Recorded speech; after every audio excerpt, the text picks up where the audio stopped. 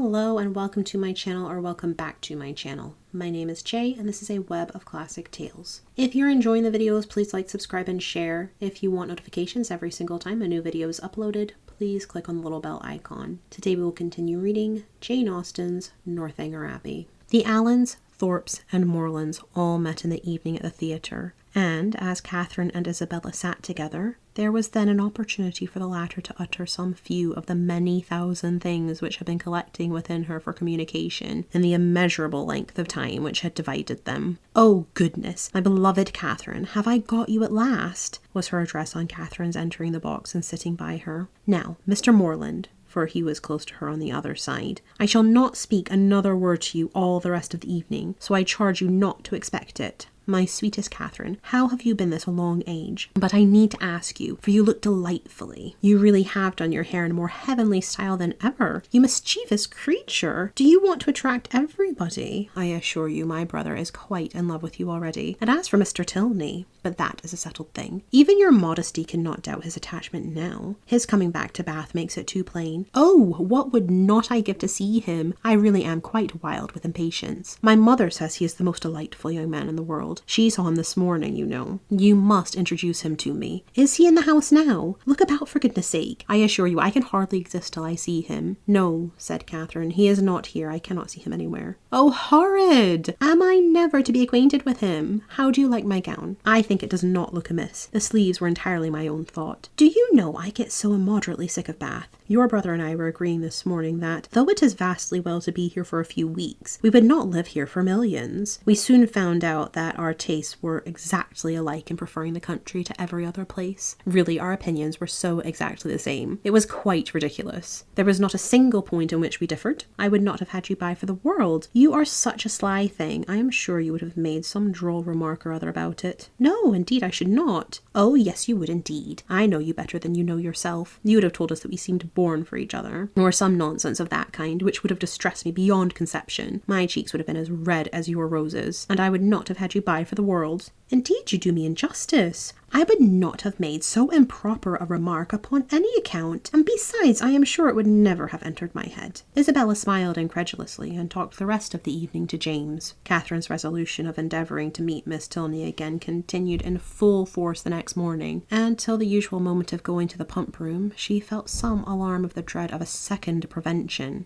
But nothing of that kind occurred. No visitors appeared to delay them, and they all three set off in good time for the pump room, where the ordinary course of events and conversation took place. Mr. Allen, after drinking his glass of water, joined some gentlemen to talk over the politics of the day and compare the accounts of their newspapers, and the ladies walked about together, noticing every new face and almost every new bonnet in the room. The female part of the Thorpe family, attended by James Morland, appeared among the crowd in less than a quarter of an hour, and Catherine immediately took her usual place by the side of her friend. James, who was now in constant attendance, maintained a similar position, and separating themselves from the rest of their party, they walked in that manner for some time, till Catherine began to doubt the happiness of the situation which, confining her entirely to her friend and brother, gave her very little share in the notice of either. They were always engaged in some sentimental discussion or lively dispute, but their sentiment was conveyed in such whispering voices, and their vivacity attended with so much laughter, that though Catherine's supporting opinion was not unfrequently called for by one or the other, she was never able to give any, from not having heard a word of the subject. At length, however, she was empowered to disengage herself from her friend by the avowed necessity of speaking to Miss Tilney, whom she most joyfully saw just entering the room with Mrs. Hughes, and whom she instantly joined, with a firmer determination to be acquainted than she might have had courage to command, had she not been urged by the disappointment of the day before.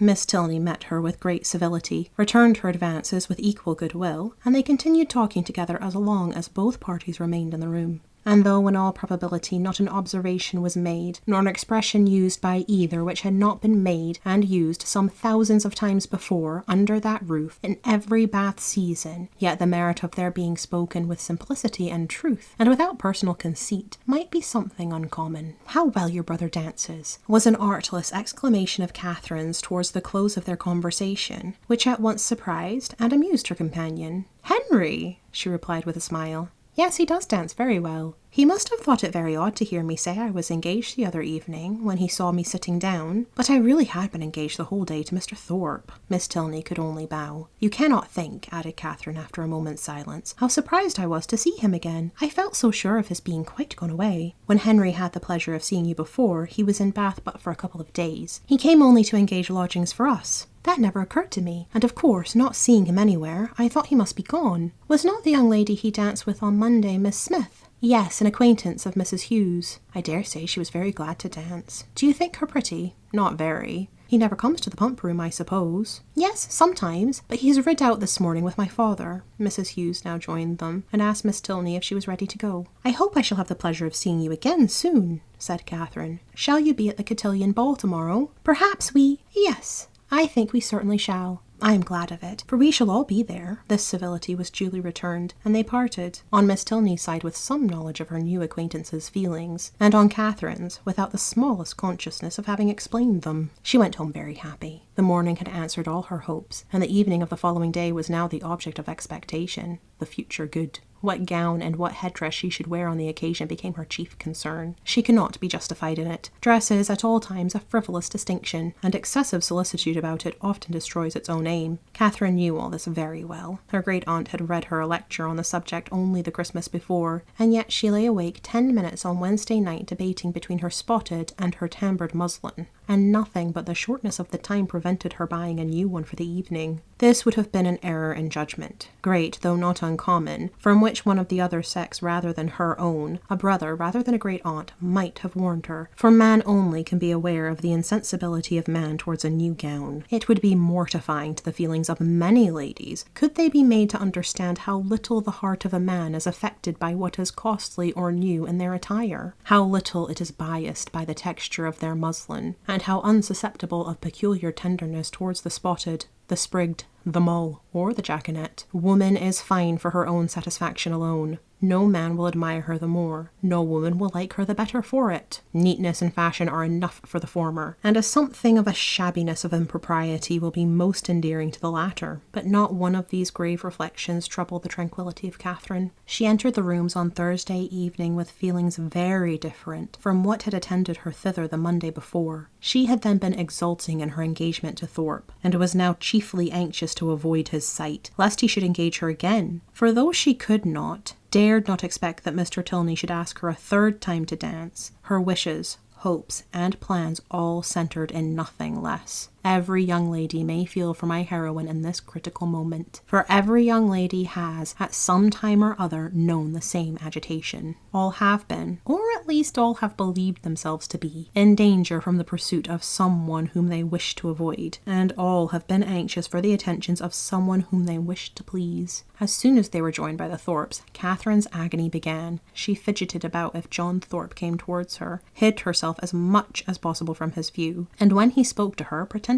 not to hear him. The cotillions were over, the country dancing beginning, and she saw nothing of the Tilneys. Do not be frightened, my dear Catherine, whispered Isabella, but I am really going to dance with your brother again. I declare positively it is quite shocking. I tell him he ought to be ashamed of himself, but you and John must keep us in countenance. Make haste, my dear creature, and come to us. John has just walked off, but he will be back in a moment. Catherine had neither time nor inclination to answer. The others walked away. John Thorpe was still in view, and she gave herself up for lost. That she might not appear, however, to observe or expect him, she kept her eyes intently fixed on her fan, and a self-condemnation for her folly in supposing that among such a crowd they should even meet with the Tilneys in any reasonable time had just passed through her mind, when she suddenly found herself addressed and again solicited to dance by Mr. Tilney himself. With what sparkling eyes and ready motion she granted his request, and with how pleasing a flutter of heart she went with him to the set, may be easily imagined. To escape, and, as she believed, so narrowly escape John Thorpe, and to be asked, so immediately on his joining her, asked by Mr. Tilney, as if he had sought her on purpose, it did not appear to her that life could supply any greater felicity. Scarcely had they worked themselves into the quiet possession of a place, however, when her attention was claimed by John Thorpe, who stood behind her. "Hey day, Miss Morland,"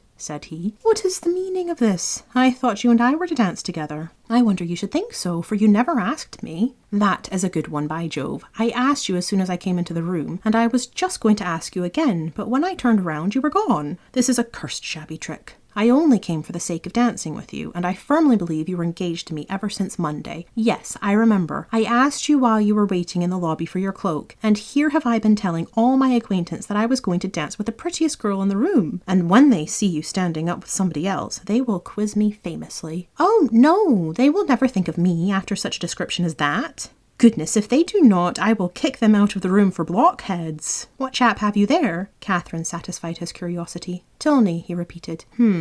I do not know him. A good figure of a man, well put together. Does he want a horse? Here's a friend of mine, Sam Fletcher, has got one to sell that would suit anybody. A famous clever animal for the road. Only 40 guineas. I had 50 mice to buy it myself, for it is one of my maxims always to buy a good horse when I meet with one. But it would not answer my purpose. It would not do for the field. I would give any money for a real good hunter. I have 3 now, the best that ever were backed. I would not take 800 guineas for them. Fletcher and I mean to get a house in Leicestershire against the next season. It is so uncomfortable living at an inn. This was the last sentence by which he could weary Catherine's attention, for he was just then borne off by the resistless pressure of a long string of passing ladies. Her partner now drew near and said, "That gentleman would have put me out of patience had he stayed with you half a minute longer. He has no business to withdraw the attention of my partner from me. We have entered into a contract of mutual agreeableness for the space of an evening, and all our agreeableness belongs solely to each other for that time. Nobody can fasten themselves on the notice of one without injuring the rights of the other. I consider a country dance as an emblem of marriage. Fidelity and complaisance are the principal duties of both, and those men who do not choose to dance or marry themselves have no business with the partners or wives of their neighbours." "But they are such very different things."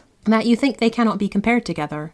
To be sure not. People that marry can never part, but must go and keep house together. People that dance only stand opposite each other in a long room for half an hour. And such is your definition of matrimony and dancing. Taken in that light, certainly their resemblance is not striking, but I think I could place them in such a view. You will allow that in both man has the advantage of choice, woman only the power of refusal. That in both it is an engagement between man and woman, formed for the advantage of each, and that when once entered into, they belong exclusively to each other till the moment of its dissolution. That it is their duty each to endeavour to give the other no cause for wishing that he or she had bestowed themselves elsewhere, and their best interest to keep their own imaginations from wandering towards the perfections of their neighbours, or fancying that they should have been better off with anyone else. You will allow all this?" "Yes, to be sure, as you state it, all this sounds very well, but still they are so very different. I cannot look upon them at all in the same light, nor think the same duties belong to them. In one respect, there certainly is a difference. In marriage, the man is supposed to provide for the support of the woman to make the home agreeable to the man. He is to purvey, and she is to smile. But in dancing, their duties are exactly exchanged. The agreeableness, the compliance are expected from him, while she furnishes the fan and the lavender water. That, I suppose, was the difference of duties which struck you, as rendering the condition incapable of comparison." "No, indeed, I never thought of that." "Then I am quite at a loss. One thing, however, I must observe. This disposition on your side is rather alarming. You totally disallow any similarity in the obligations, and may I not thence infer that your notions of the duties of the dancing state are not so strict as your partner might wish? Have I not reason to fear that if the gentleman who spoke to you just now were to return, or if any other gentleman were to address you, there would be nothing to restrain you from conversing with him as long as you chose? Mr. Thorpe is such a very particular friend of my brother's that if he talks to me, I must talk to him again. But there are hardly 3 young men in the room besides him that I have any acquaintance with. And is that to be my only security? Alas, alas. Nay, I am sure you cannot have a better, for if I do not know anybody, it is impossible for me to talk to them. And besides, I do not want to talk to anybody. Now you have given me a security worth having, and I shall proceed with courage. Do you find Bath as agreeable as when I had the honour of making the inquiry before?" "Yes, quite. More so, indeed." "More so? Take care, or you will forget to be tired of it at the proper time. You ought to be tired of it at the end of 6 weeks. I do not think I should be tired if I were to stay here 6 months. Bath, compared with London, has a little variety, and so everybody finds out every year. For 6 weeks, I allow Bath is pleasant enough, but beyond that, it is the most tiresome place in the world. You will be told so by people of all descriptions who come regularly every winter, lengthen their 6 weeks into 10 or 12, and go away at last because they can afford to stay no longer. Well, other people must judge for themselves, and those who go to London may think nothing of Bath. But I, who live in a small retired village in the country, can never find greater sameness in such a place as this than in my own home. For here are a variety of amusements, a variety of things to be seen and done all day long, which I can know nothing of there. You are not fond of the country? Yes, I am. I have always lived there, and always been very happy. But certainly there is much more sameness in a country life than in a Bath life. One day in the country is exactly like another, but then you spend your time so much more rationally in the country. Do I? Do you not? I do not believe there is much difference. Here you are in pursuit only of amusement all day long.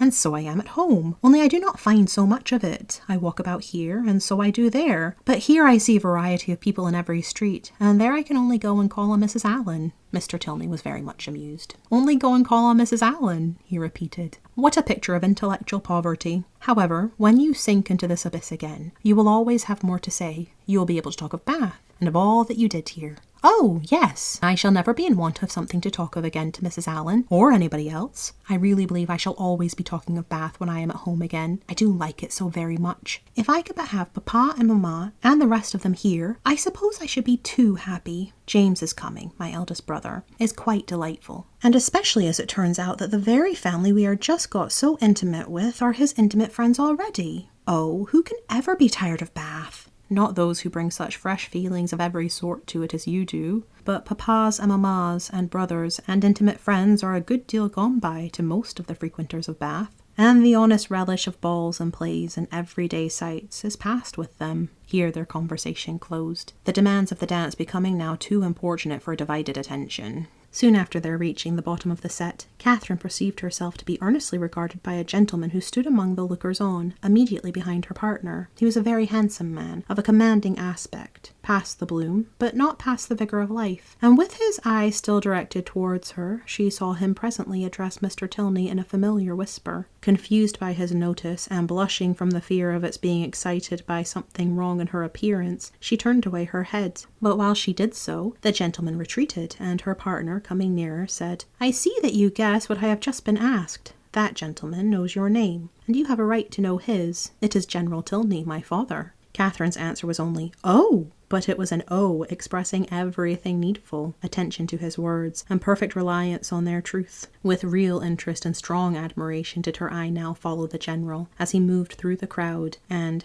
"How handsome a family they are," was her secret remark. In chatting with Miss Tilney before the evening concluded, a new source of felicity arose to her. She had never taken a country walk since her arrival in Bath. Miss Tilney, to whom all the commonly frequented environs were familiar, spoke of them in terms which made her all eagerness to know them too, and on her openly fearing that she might find nobody to go with her, it was proposed by the brother and sister that they should join in a walk some morning or other. "I shall like it," she cried, "beyond anything in the world, and do not let us put it off. Let us go tomorrow." This was readily agreed to, with only a proviso of Miss Tilney's that it did not rain, which Catherine was sure it would not. At 12 o'clock they were to call for her in Pulteney Street, and "Remember, 12 o'clock," was her parting speech to her new friend. Of her other, her older, her more established friend, Isabella, of whose fidelity and worth she had enjoyed a fortnight's experience, she scarcely saw anything during the evening. Yet, though longing to make her acquainted with her happiness, she cheerfully submitted to the wish of Mr. Allen, which took them rather early away, and her spirits danced within her as she danced in her chair all the way home. Thank you for listening. This has been Jane Austen's Northanger Abbey, Chapter 10.